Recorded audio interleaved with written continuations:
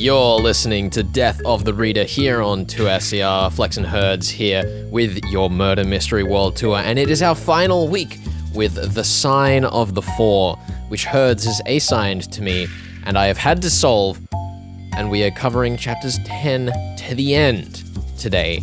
And Herds, I want to let you know I have had an absolute blast with this novel. I'm glad you have. This novel is a weird one. When I decided, that I had to shoehorn a Sherlock Holmes story in here somewhere because he's so well known. He is arguably, I'm going to say definitively the most well known detective fiction detective, ever. Certainly in the Western world. I knew I had to find the perfect Sherlock Holmes murder mystery. Let's say I was excited to reread this novel, though also it's not much of a mystery. No, absolutely not. I think it can kind of, as a modern reader, lead you astray to think of Agatha Christie and Sir Arthur Conan Doyle as part of the same genre. Because you could say, yes, they're detective fiction, yes, they're murder mystery, but Sir Arthur Conan Doyle's works, as you can clearly tell from The Sign of the Four, are far more about the swashbuckling adventures of Sherlock Holmes and John Watson than they are at all with the mystery. The murder mystery is more used as a framing device to kind of give us a reason to catapult Sherlock Holmes and Watson's story forward so that we can have a boat chase through the River Thames and a story about cowboy Utah people. And then at the end of this story, we go back to British colonized India and have a story about treasure and rajas and merchants trying to seek asylum and political drama. It's insanity. Like the things that Sir Arthur Conan Doyle puts into what he's advertising, I guess, as a murder mystery is more of an excuse for him to write two, I suppose it's two halves of two completely separate books, if that makes any sense. Yeah, totally. I mean, I think that that's kind of one of the great charms of the original Sherlock stories, especially when you look at modern adaptations and how Professor Moriarty has become this bigger-than-life arch-nemesis for Sherlock. It actually speaks, I think, more to the books than most people take it to be. When you ask most murder mystery fans, they go, oh, well, Moriarty was only a character in a couple of the books. But if you look at the way that these stories are written, the way that they're swashbuckling adventures, the way that it's about dueling intellects rather than it is about an actual mystery, you can see that this franchise is just hankering for a villain, which is why Moriarty has been so escalated in modern reinterpretations of Holmes. It's definitely looking for that character drama and that push forward. I think that that modern fiction, modern kind of crime fiction in particular, tends to grasp onto. You often have this very clear protagonist, very clear antagonist. It's all about chasing the person down who's done the murder, rather than trying to figure out which corrupt police chief do we need to go after today. It's like, no, there's a corrupt police chief. We need to deal with them. That's very much the Sherlock Holmes style thing. Literally the entirety of this book, immediately after the chapter where we actually get the murder, Sherlock Holmes figures more or less everything out, and we are following him, putting on disguises and getting in off-screen getting into bar fights, obviously, and going on boat chases, and it's very clear that Jonathan Small is our bad guy. They are the person that we are trying to chase down. Although, of course, as we have to have with these novels written by, old-timey British white people, it can't just be that Jonathan Small is the, murderer at all, which is one of those fun little details there. We actually find out that it was his compatriot Tonga, who has the hellhound, with the disgusting face and the hideous eyes and the sharp teeth. Whose only sin seems to be being ethnic. Yes. It's so bad. The way that they portray this. Look, we harp on this a lot with our older murder mysteries, but the way that Jonathan Small, when we get to his confession, he says, I got in the room after Tonga and I saw that he had killed Sholto and he looked very pleased, like he'd done something really great, because we know how much those ethnic people love their murder. That's right.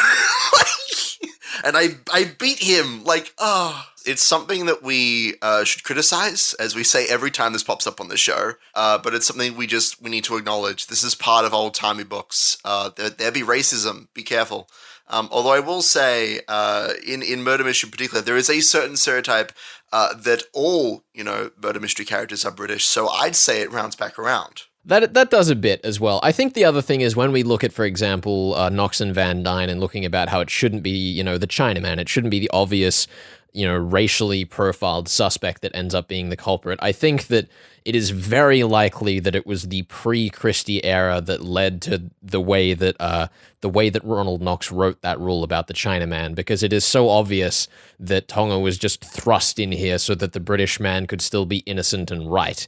If you removed him entirely from the story, it makes no functional difference. I mean, we shouldn't even give it that much credit of being, it was the Chinaman all along, because the Chinaman doesn't do anything in this story. Like, they're not even a suspect. It's not even that, like, there are a bunch of suspects and it was the Chinaman that did it. It's just there are a bunch of suspects and then there's also a Chinaman.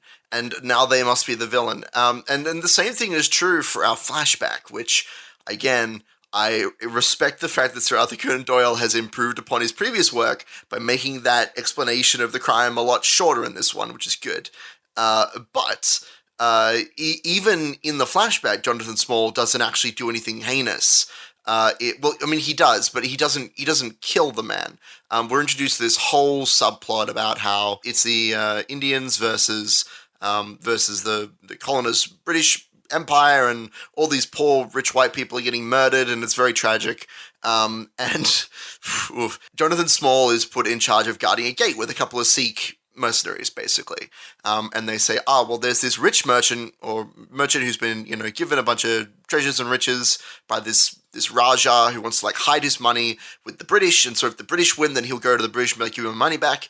And if the British are beaten by the Indians, then he'll say, hey, Indians, thanks for keeping my money safe. It was really great of you to liberate that. So either way, he gets his money back. This whole plot involving his riches. But these two Sikhs say to Jonathan Small, we have a third of our buddy, and this is the four. This is the four on the side of the four. We have another buddy who's traveling with this merchant who's transporting these treasure goods. We want to axe him. We want to just off him. You're either with us or you're against us. Are you in? And Jonathan says, you know what? As long as I don't have to kill anybody, I'm totally down for that. And he doesn't. I mean, he does cripple Ahmed when Ahmed is panicking, oh no, I'm being murdered by a bunch of Sikh people. What do I do? Please help me. And then Jonathan whacks him in the legs. But he doesn't actually deal the fatal blow. So it is telling that even in this entire story that is more or less set in Britain, none of the British characters are murderers. They're all either accidentally nearby when a murder occurs, or they're complicit, but nobody is really judged for that. The crime that Jonathan is really put away for at the end of the novel is for stealing the treasure, which is such a weird... it's pre-Golden Age detective fiction, obviously, but it is a very weird conclusion for me to summarize the story and say, well, this ex-convict British gentleman with a peg leg turned up in an old man's room one night and spooked him and then said, I'm going to steal his treasure. And now he's been locked away just for that and nothing else. That's right. He was locked away for being scary. And is there any greater crime? No, definitely not. In a murder mystery novel, no. Yeah, I will say that all of these scenes, as weird and as out of the standards of the genre we're familiar with they are, so many of them are just great fun. And the way that they're described is so vivid and energetic, you kind of forget at times that you're actually just going through an explanation. And I think that that's one of the reasons that this book is still so worth reading, despite all of its obvious flaws, is that it has such a great mastery of using its own pacing to create energy in really what is just a book, a textbook reading. As I said, Sir Arthur Conan Doyle he's trying to illustrate this story that he obviously has in his mind about a treasure that was lost and these all this backstabbery and conniving, and how Jonathan Small is inevitably betrayed suddenly and inevitably by Major Sholto, and he gets away with all the money. Mm-hmm. This is obviously an entirely separate novel I think that that the Doyle, wanted to tell, but he didn't have a way to lead into it. He wanted to set the stakes of the story before having the story. I will counterpoint this, and I'll give a mild, very mild spoiler warning for Miss Fisher and the Crypt of Tears here. Oh boy. In that, if you actually look at the plot of that movie, it very much parallels that same structure, but it's flipped it so that it does it the normal murder mystery way. And I think that it's actually more compelling the way that Arthur Conan Doyle does it. Because I think that the reveal that you get at the end of the Crypt of Tears isn't as satisfying as just going on an adventure is in this story.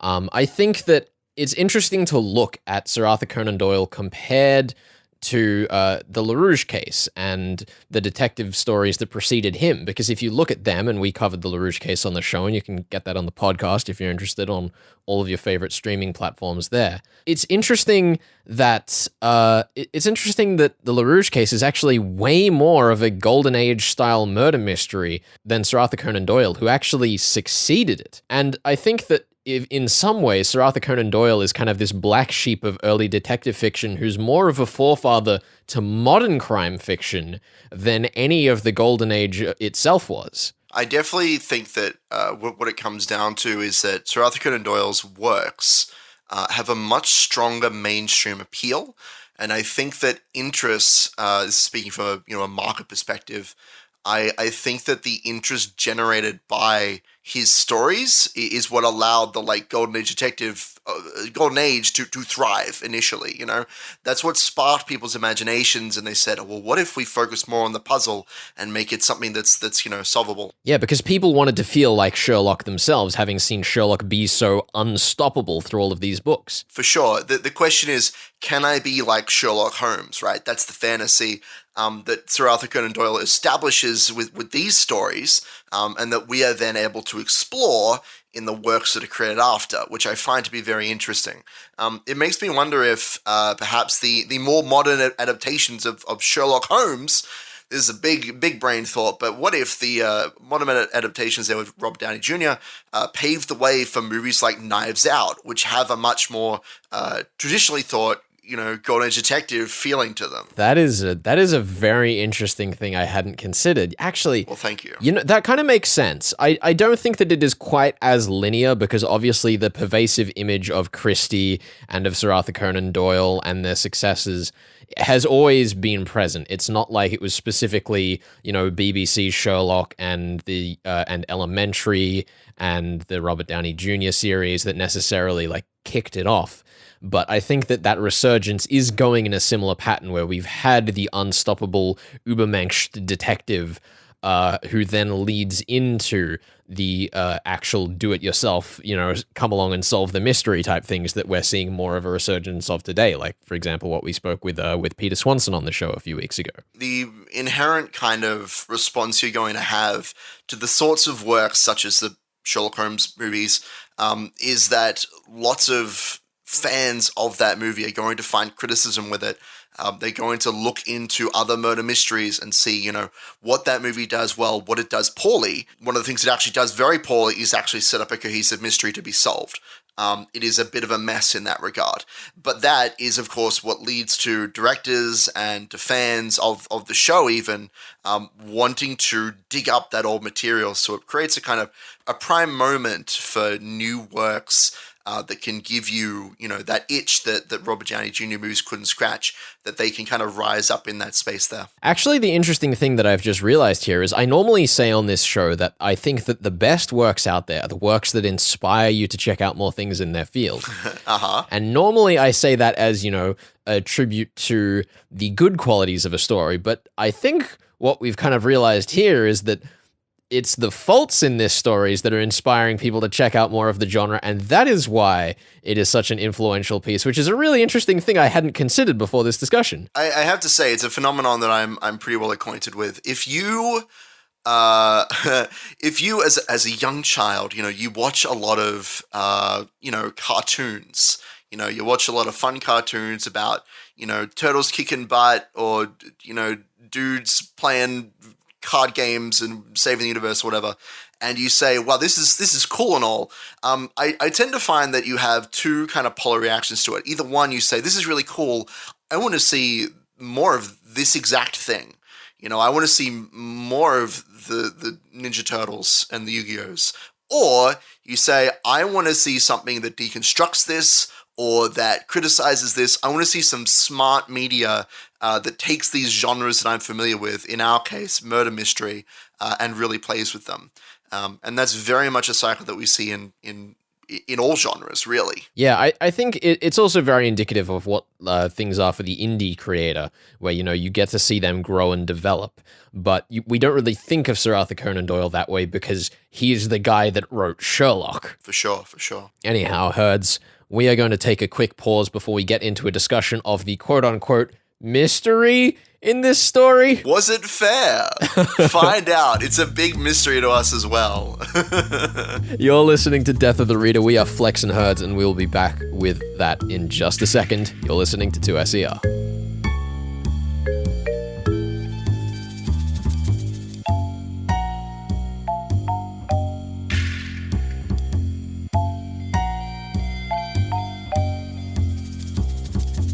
You're listening to Death of the Reader. We are Flex and Herds here, discussing the Sign of the Four on your Murder Mystery World Tour. We are at the end of the story, and we are going to quiz ourselves on whether Sir Arthur Conan Doyle's iconic tale was fair by our normal standards. And actually, Herds, I don't think we covered it so far this episode. Do I get points for this? I mean, you solved it. Like, you didn't waver from the path that Sherlock Holmes laid down, so here's the deal. I either had to give you points for just going along with it and not getting sidetracked by my own shenanigans with the twin setup, which was not paid off, which I'm very sad about, but or I would just give no points, and I didn't think that was very fair. So you will receive 2 points for successfully avoiding being bamboozled by myself. Well, thank you.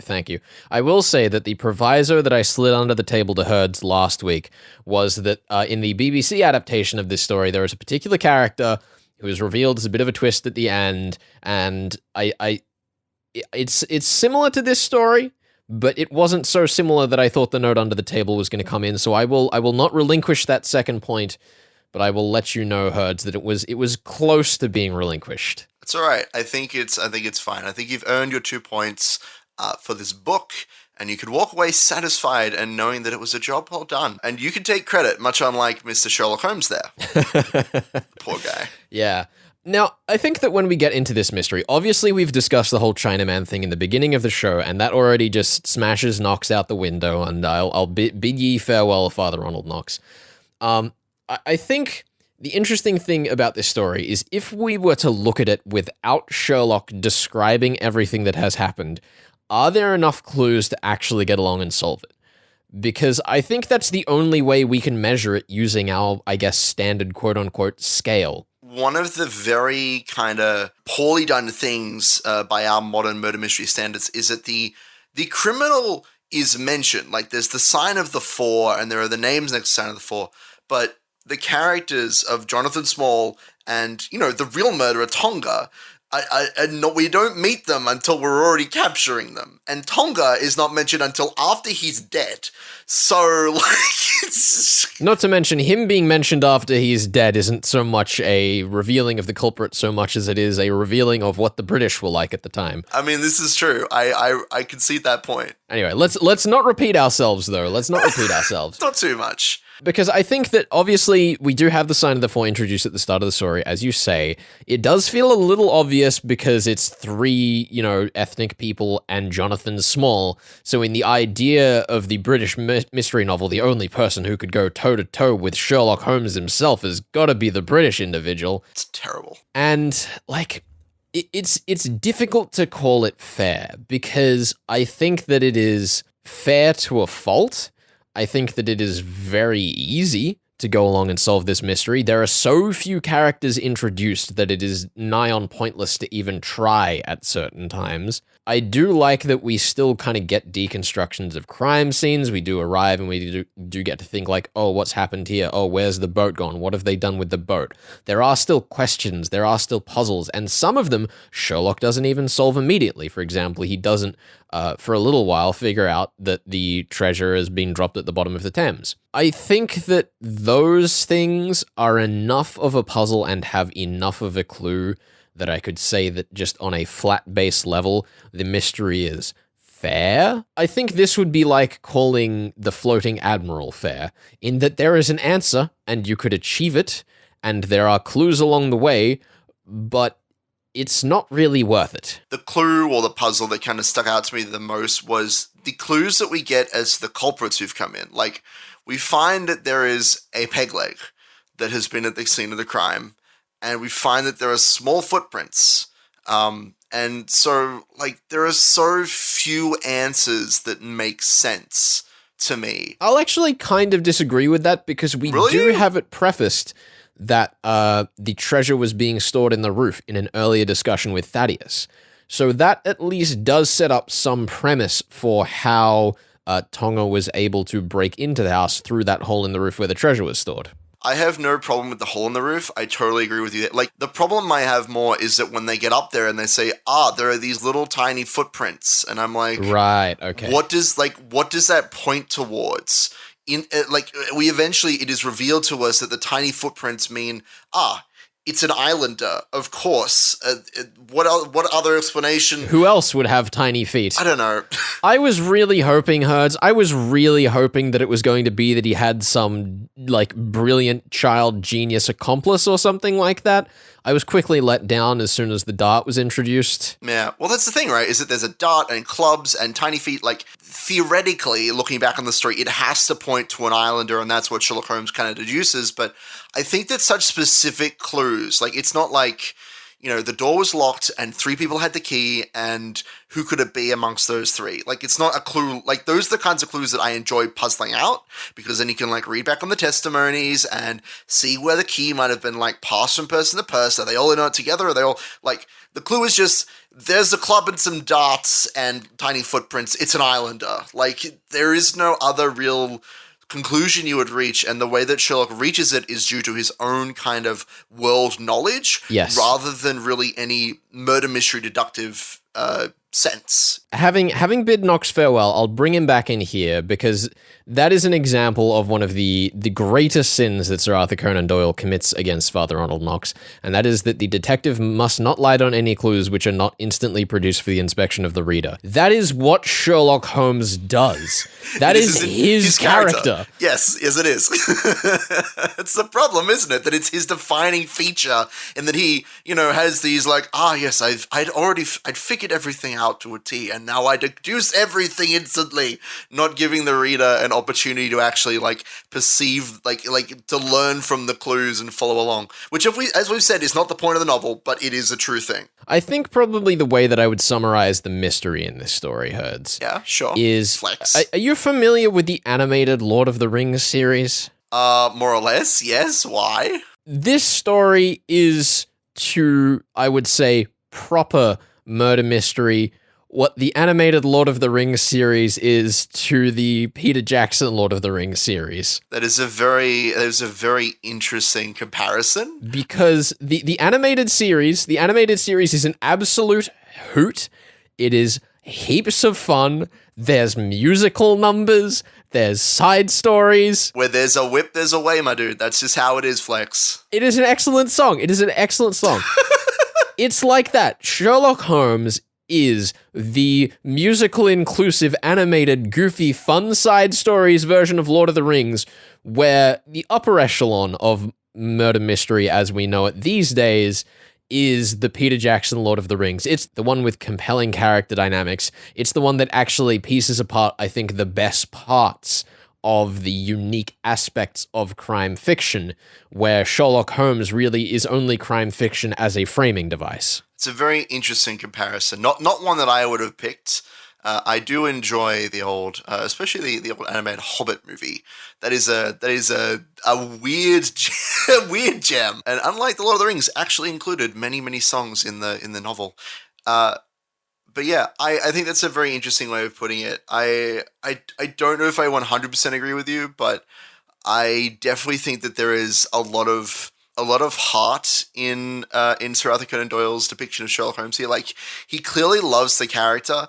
I want to give a shout out. We've been talking about the mystery itself, because I want to tell you, in the second part of the show, I was deliberating on whether to include chapter 9, I believe it is, where Sherlock Holmes has his disguise. And honestly, I decided to, because I realized it doesn't add anything at all to the mystery. It doesn't give you any clues. It is just Sherlock going away for a while, coming back and having a goof. And I think that kind of genuine charm that Sir Arthur Conan Doyle is trying to build upon his character, I think that reflects really well. I think that you're absolutely right. It's interesting that you say that he loves the character here, because he is famous for killing off Sherlock Holmes and then basically, due to audience demand, bringing him back, because Sir Arthur Conan Doyle himself had gotten so tired of the character.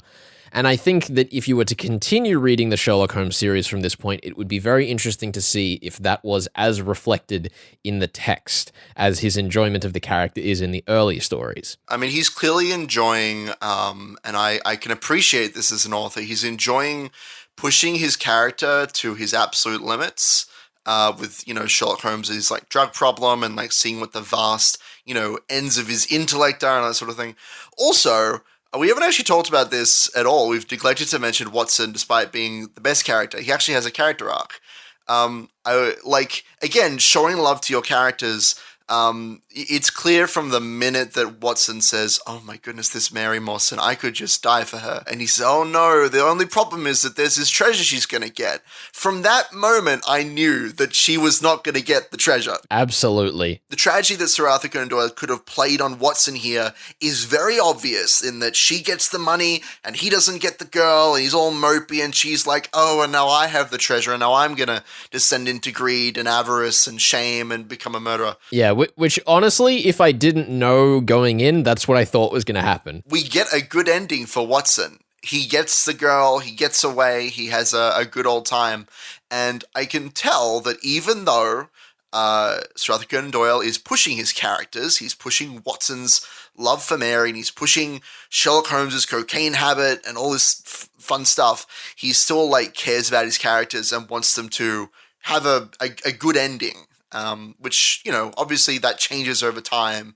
And authors always want to, there's the expression, kill your darlings. That's something that just has to happen eventually. I will say though, Herds, the reason I have chosen to neglect Watson in this discussion is because we are not done with him. Oh, we're not done with him? We are not done with Sir Watson, no.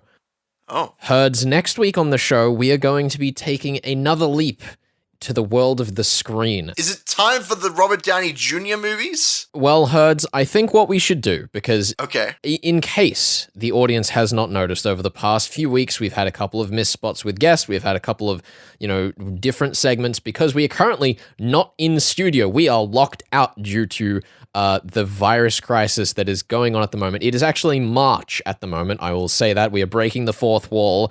We are recording the show ahead. Look, I'm at home. It's nice and comfy here. I got a blanket on. I think, Herds, a movie night is in order to ride out this crisis. So we are going to be doing a 3-part special on adaptations of Sir Arthur Conan Doyle's work. We're going to start next week with season 1 of the BBC version of Sherlock.